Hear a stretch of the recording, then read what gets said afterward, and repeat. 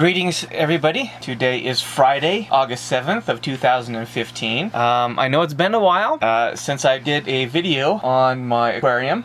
It's for a couple of different reasons. Number one is because I was buying a new camera and I wanted to wait until I could get a full HD image before I'm making a video. And the second reason is, well, there's really nothing new about the tank. I still have all the fish I had before. I moved from the house I was in to another location, and I did lose one fish during the move, and about 3 weeks ago I lost another fish. The first fish I lost during the move was a rasbora, and the fish I lost a couple weeks ago was a zebra danio, and I don't know why the zebra danio one died, so I was kind of bummed out about that. But anyway, that's the only change that has occurred. That is, of course, as long as you don't count the plants that are growing in the background.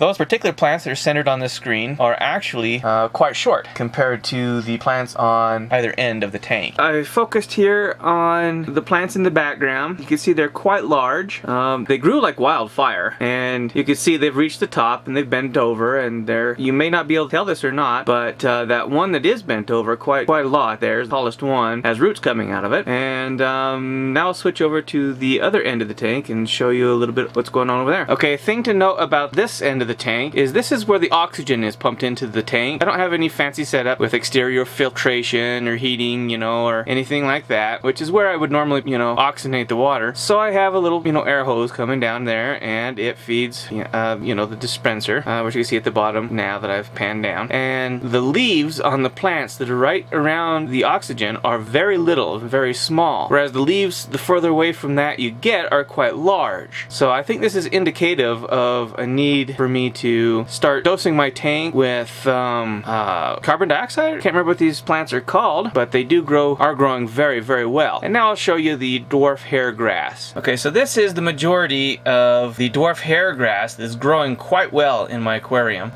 It still hasn't filled out the tank very well, and I've been very careful not to clean it so I don't tear it up, because it is growing real well. The other end of the tank was also growing well, but I am getting kind of tired of the dark. I don't know if that's just a red algae that's growing in there, or if it's actually just the filter media that is spreading to the sand, or it could even just be dirt. I now live in a very dirty area, and that could be what it is. It's growing quite well here, except it's still quite a bit slower than I would like. That might be a result of the lights, and it might be a result of just the roots not being long enough to reach the organic potting soil that's underneath the sand. If you can see that my sand levels are quite high. I accidentally put about 2 inches of sand on top of the organic stuff that I put in there. On this end of the tank, I just became too frustrated with how dark the sand was getting, so the last time I cleaned the tank, I really just dug down with the cleaner and got a lot of that stuff out. I honestly didn't know how much grass was really growing there. I think probably about as much as what was growing on the left side of the tank, because there was a lot that came out into the bucket that I was emptying the tank into during the water change, and I was very bummed out about that. I probably shouldn't have done that, because it turns out it was growing a lot better than I thought it was growing. But this is a lesson learned, and I do actually prefer the look of the aquarium with the white sand in there and the green plants rather than brown sand and brown plants.